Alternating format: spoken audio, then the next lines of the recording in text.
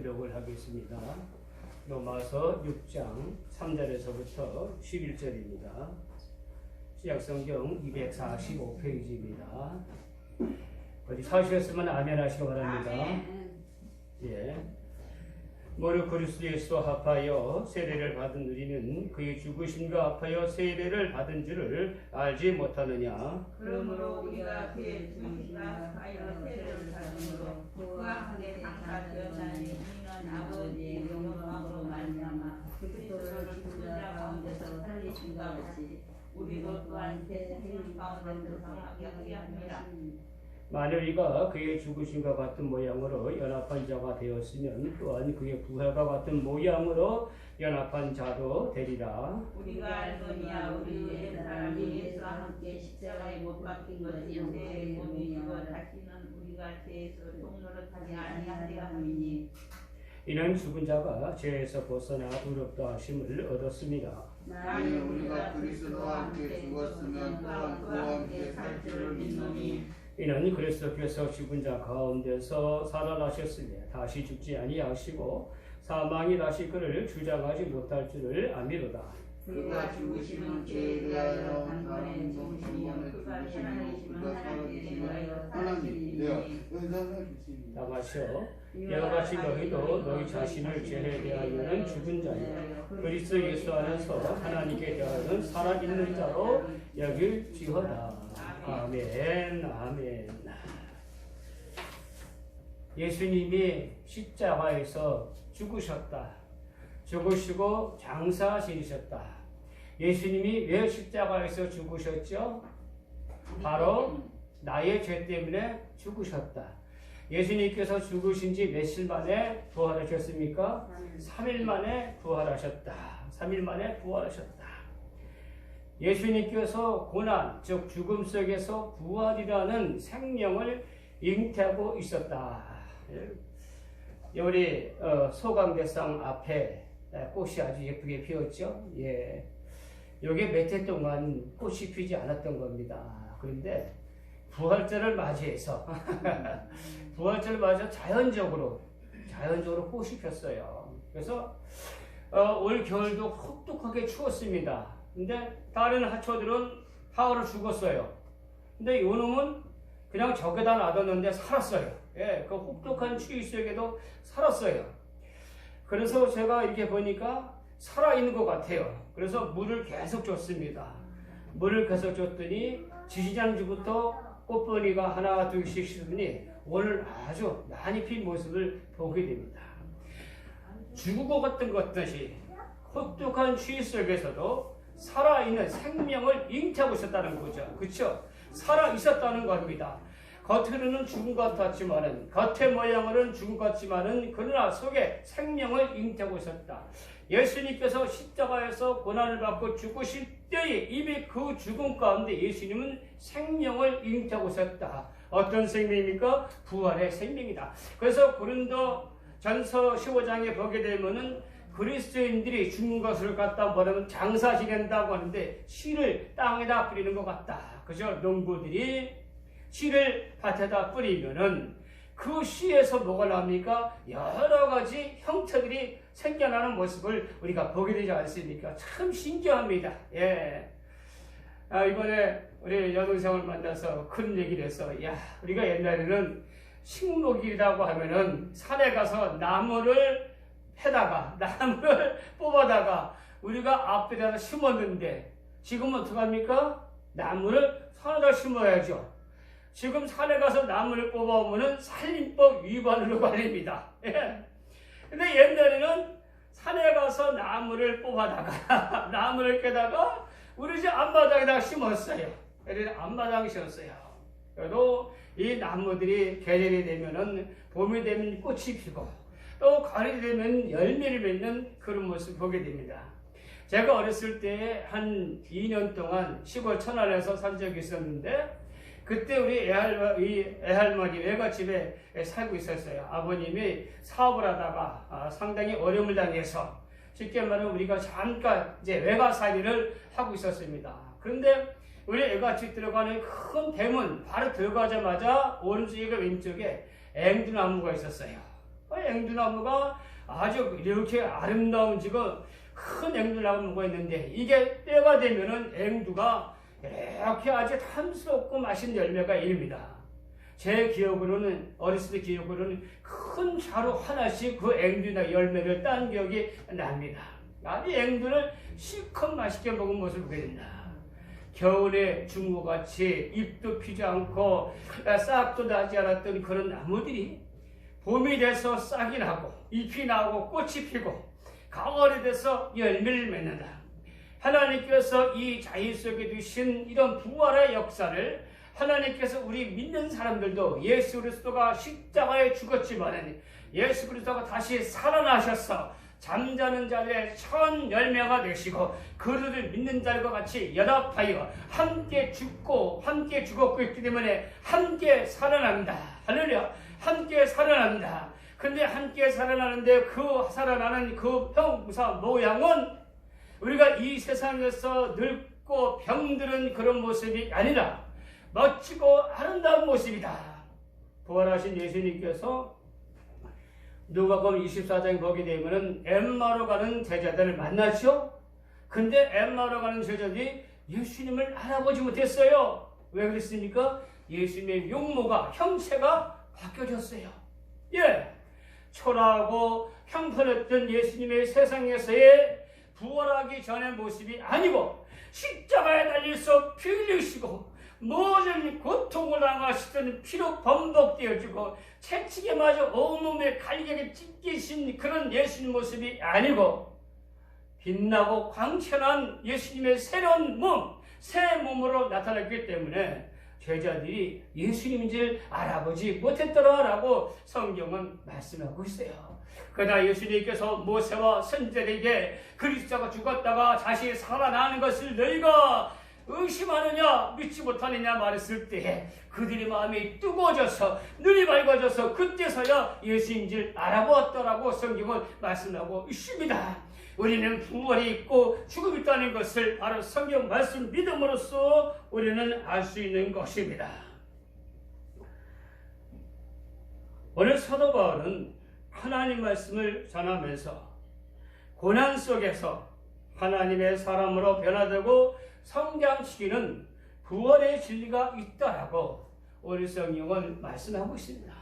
우리가 세상에서 위대한 이인들도 보게 되면 전부 다른 사람들보다 많은 고난과 어려움을 겪은 모습을 우리가 보게 됩니다. 한마디로 죽었던 자, 한마디로 버렸던 자, 한마디로 사람들의 관심 바뀌었던 사람들이 다시 그 모든 고난을 이겨내서 우뚝 서는 모습을 우리가 보게 되죠. 우리는 구약에서 요셉의 삶을 통하여 예수 그리스도의 부활의 진리를 우리는 보게 됩니다. 요셉은 억울하게 누명을 속에 감옥에 갇혔습니다. 죽을만 그는 기다렸습니다. 그러나 하나님께서 요셉을 2년 동안 감옥에 가두시다가 그를 건져 올리셨습니다. 백도 없고 힘도 없고 재력도 없고 권세도 없던 요셉이 하루아침에 애굽의 2인자에 오르게 되었습니다. 죽었던 자, 모든 사람들의 기억 속에 잊어버렸던 자, 아예 그까지 히브리 종 노예 하나, 그 사람 뭔 관심도 두지 않았던 그 사람이 오늘 갑자기 살아났습니다. 그리고 갑자기 일어나서 그는 애굽의 국무총리가 되었습니다. 이것이 바로 예수 그리스도의 부활을 의미하고 있는 것을 보게 됩니다. 우리가 사도신경에 보는 예수께서 죽은 지 3일 만에 다시 살아나셔서 저리로서 산자와 죽은 자를 심판하러 오시리라. 즉 살아있는 자와 죽었던 모든 사람들을 심판하러 다시 오신다. 예수님께서 재림의 예수님, 부활하신 예수님께서 재림의 예수님으로 그 영광스러운 모습으로 구름을 타고 이 세상에 다시 오신다라고 성경은 말씀하고 있습니다. 그리스도의 부활을 믿는 자는 그리스도와 함께 죽었다가 그리스도와 함께 다시 살아났다라고 오늘 성경은 말씀하고 있습니다. 자, 로마서 오늘 6장 3절을 한번 보겠습니다. 3절 같이 다 읽어보겠습니다. 무릇 그리스도 예수와 합하여 세례를 받은 우리는 그의 죽으심과 합하여 세례를 받은 줄을 알지 못하느냐. 예수와 합하여 세례를 받은 우리는 그의 죽으심과 합하여 세례를 받은 줄을 알지 못하느냐. 여러분, 우리가 세례를 받았다는 것을 갖다가 여기서 뭐라고? 예수와 합하여 무엇을 했다? 죽었다라고 오늘 성경은 말씀하고 있는 것을 우리가 보게 됩니다.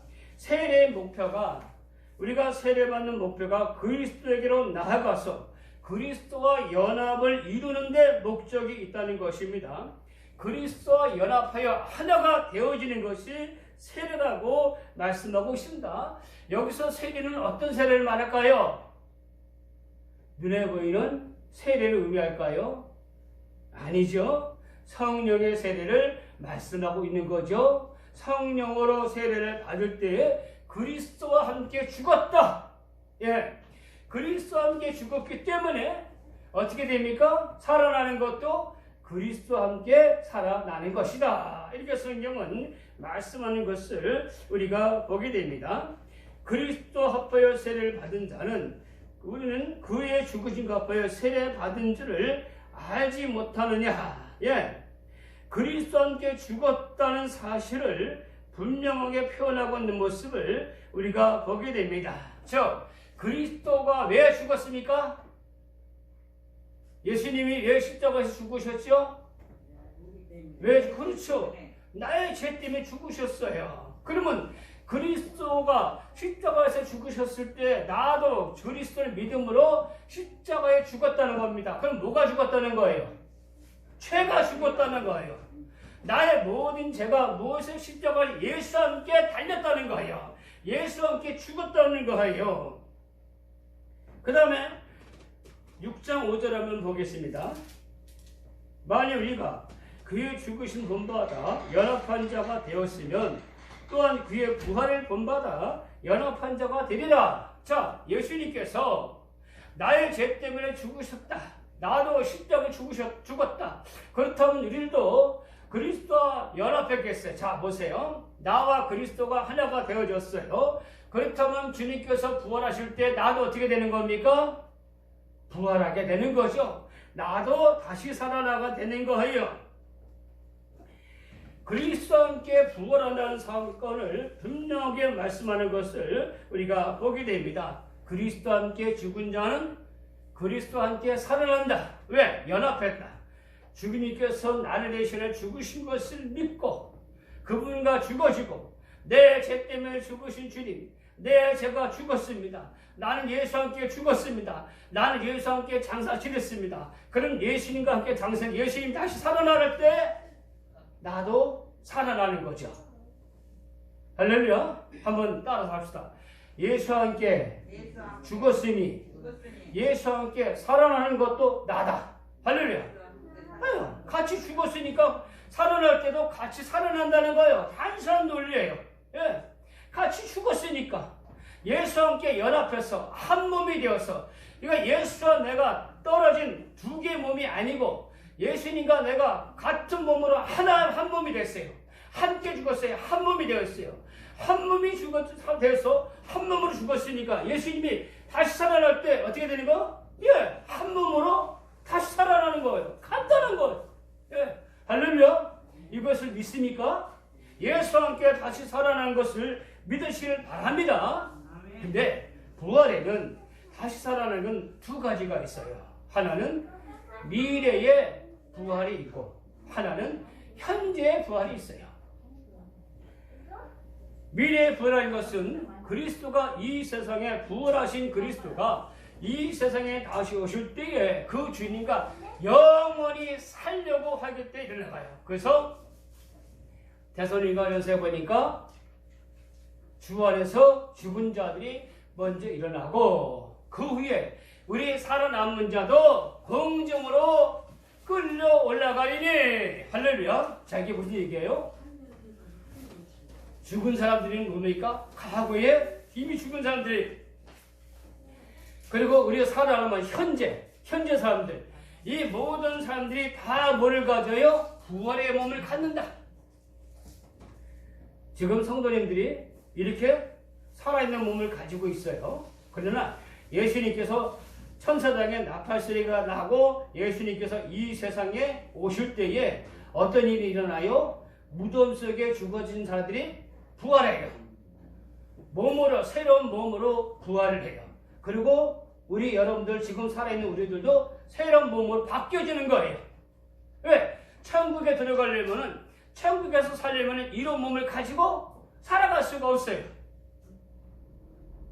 천국은 죄가 없는 곳이에요.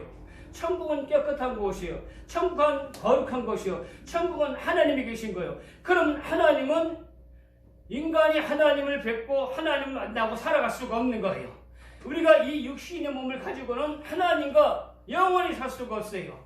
그래서 하나님과 영원히 살려가기 위해서는 예수님과 같은 몸, 잠자는 자의 첫 열매가 되신 예수님 같은 몸을 가지고 들어가야 하나님 나라 들어가서 하나님과 영원히 살게 될 줄 믿으시길 바랍니다.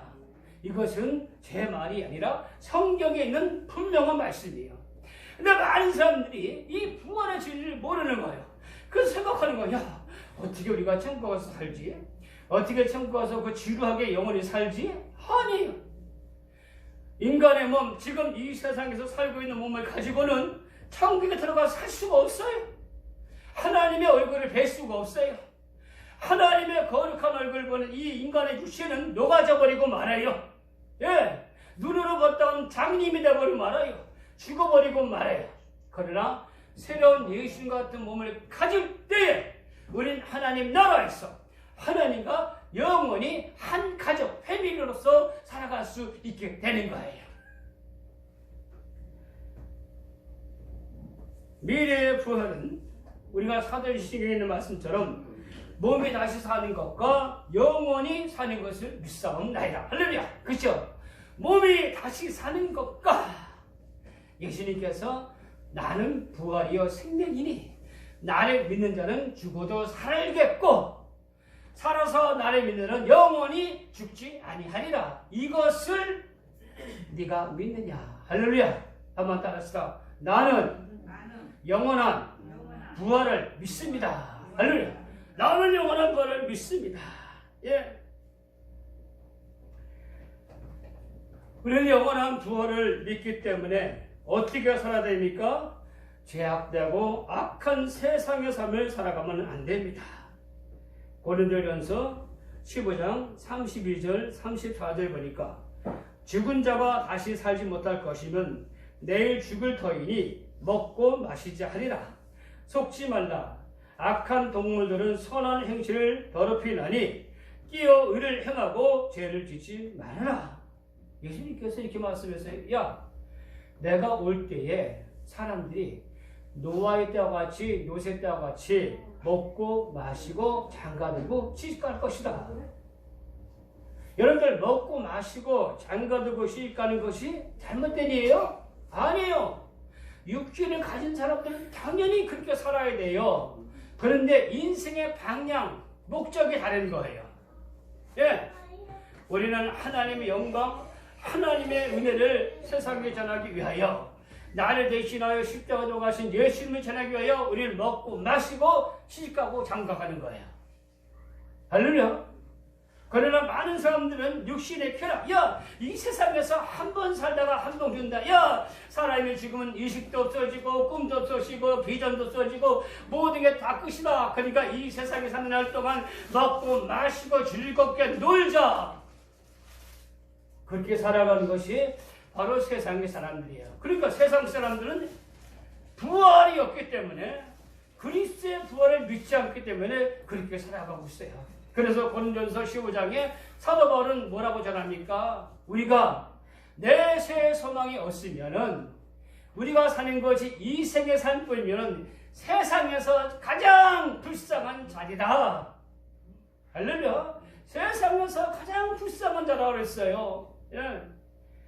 우리는 세상의 욕구, 세상의 욕정들을 억누르고 오직 부활의 그 날을 바라고 참고 살아가는 삶입니다. 독일의 시인 게테는 이렇게 말했습니다. 죽고 다시 산다는 도리를 알기까지 너는 아무래도 처량한 나그네다. 예, 무슨 얘기입니까? 부활이 없다면 기독교의 근거는 무너지고 인간이 순수하고 독스러운 삶을 살게 되는 동기들이 없어져서 결국 세상은 향락과 태폐의 아수장이 될 것이다. 부활의 신앙이야말로 사람을 자제하게 하고 깨끗하게 하며 고상한 자기 부정의 삶을 살게 하는 것이다. 내일 죽을 터이니 먹고 마시자, 이렇게 세상 사람들은 애쓰고 있다는 것입니다. 그러나 부활의 교리는 인간의 삶에 있어서 얼마나 깨끗하고 중요한지를 성경은 분명히 밝히고 있는 것을 우리는 보게 됩니다. 두 번째는 현재 부활이 있습니다. 현재 부활이 무엇입니까? 4절 한번 보겠습니다. 4절 6장 4절입니다. 그러므로 우리가 그의 죽으심과 아파여 세를 받음으로 그와 함께 장사 지냈느니 이는 그리스도의 영광을 말미암아 그리스도를 죽은 자 가운데서 살리신 것 같이 우리로 또한 새 생명 가운데서 행하게 하려 하심이라. 할렐루야. 그리스도와 함께 죽었다가 그리스도와 함께 살아났다. 그러면 우리 옛 생명, 육체의 옛 생명은 이미 죽었고, 그렇죠? 그리스도 예수의 새 생명이 살아났다는 겁니다. 그럼 새로운 생명으로 사는 사람은 새롭게 살아간다는 겁니다. 쉽게 말하면은 거듭난 삶을 살아가는 것이다 라고 성경은 말씀하고 있습니다. 우리를 또한 새 생명 가운데 행하게 하려 합니다. 6장 5절 이어서 말합니다. 만일 우리가 그의 죽으심을 본받아 연합한 자가 되었으면 또 그의 부활을 본받아 연합한 자가 되었다. 6장 6절 7절도 보겠습니다. 우리가 알거냐 우리 옛사람 예수와 함께 십자가에 못 박힌 것은 제 몸에 멸하여 다시 우리가 죄에게 종로를 다시 하려 함이니 이는 죽은 자가 죄에서 벗어나 의롭다 하심을 얻었습니다.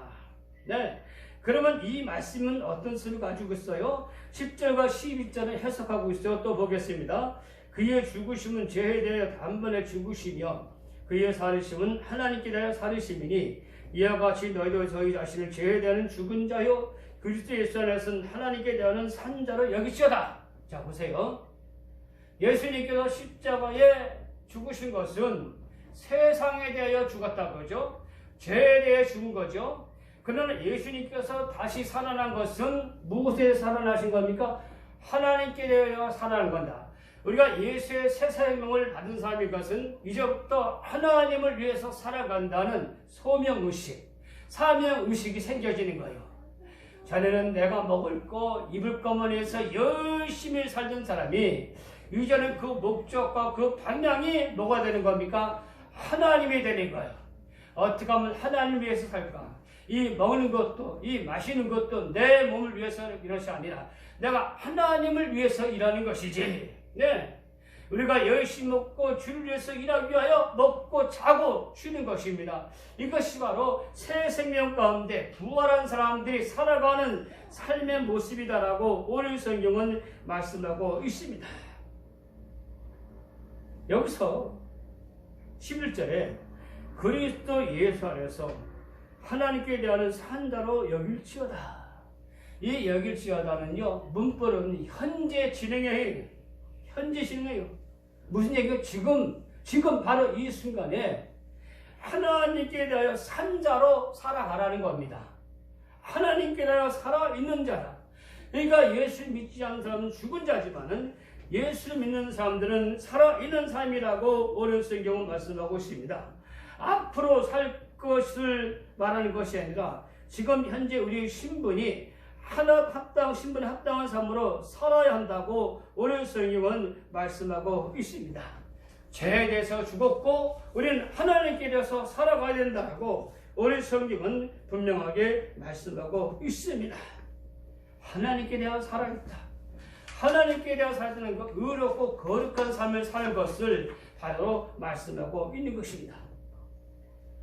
사랑하는 복된 성도 여러분들, 예수 그리스도가 역사적으로 실제적으로 부활했다라고 성경은 분명하게 말씀하고 있습니다.